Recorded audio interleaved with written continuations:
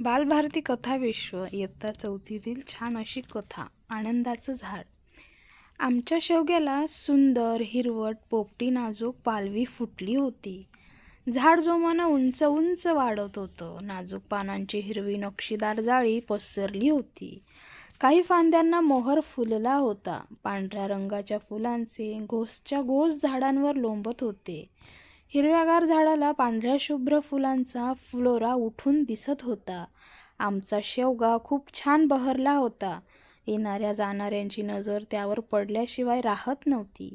एके दिवशी आमच्या घरी शेजारच्या काकू आल्या आणि म्हणाल्या, दारात कधीही शेवगा लावू नये, घरात भांडणं होतात, हे झाड तुम्ही तोडून टाका. इतकं सुंदर झाड अन तोडून टाका. मला जरा त्या काकूंचा रागच आला. मी काही म्हणायच्यातच आई म्हणाली, झाडं ती सगळी सारखीच, उलट झाडं किती परोपकारी असतात. ती का बरं आपल्यात भांडणं लावतील. आपण माणसंच असा विचार करतो.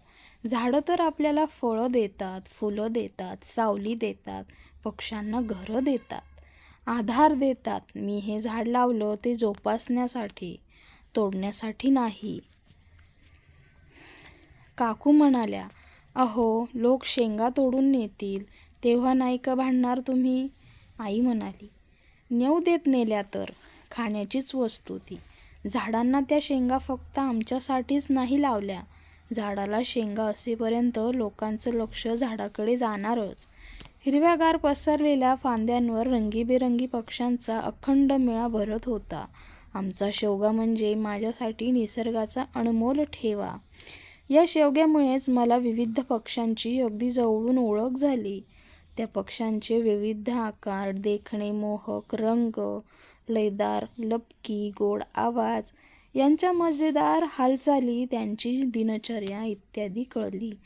आमच्या शेवग्याच्या पांढरशुभ्र फुलांच्या घोसांवर रुंजी घालत गुंजारव करणाऱ्या जांभळट काळ्या टपोऱ्या भुंग्यांची व माझी भेट झाली. फुलामधला मध पिऊन फुलांभोवती नाचणाऱ्या मधमाशा मी पाहिल्या. शेवग्यामुळे अलगद हवेत तरंगत इवल्या इवल्या चपळ फुलचुख्यांची झुंबड मला दिसली. मधानं गच्च भरलेल्या फुलातून हवेत अलगद मध चोखण्याची कला पाहावी ती फुलचुख्यांची. इटुकला बोटभर फुलचुख्या असतो, मात्र कसरतपटू एरवी मला कधीच दिसला नसता. फक्त आवाजच ऐकून होते. तो लांबट पक्षी मनमुरादपणे मान खालीवर करत अगदी एकाग्रतेने तुकतुक आवाजाचा टणकात करताना मला चक्क दिसला. भरुणात शेवग्याच्या उंच उंच फांदींच्या शेंड्यावर कोकिळ पक्षीही शांतपणे झुलताना मी पाहिला. छोटे छोटे हिरव्या रागूंचे थवेच्या थवे अलगद उडत उडत हवेत तरंगत कधी किडे तर कधी परागकेशरांचा फणा उडवताना पाहिलं. रागू हवेत तरंगत शिकार करण्यात अगदीच पटाईत.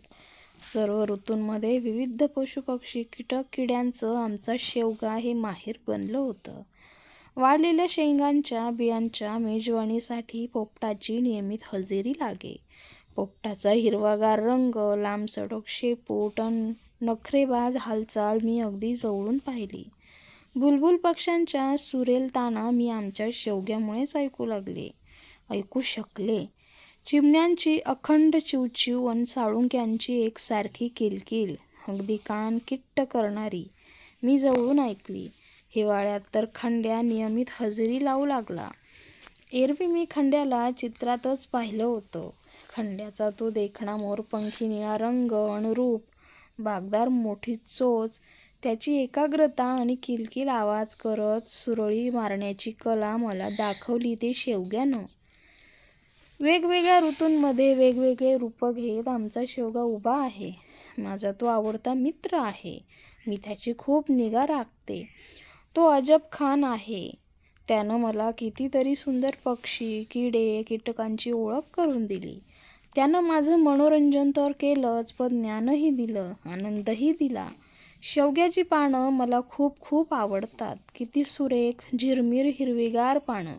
शेवग्याचा फुलोरा, पांढरा शुभ्र रंग हा पक्ष्यांप्रमाणे माणसांचंही मन मोहित करतो.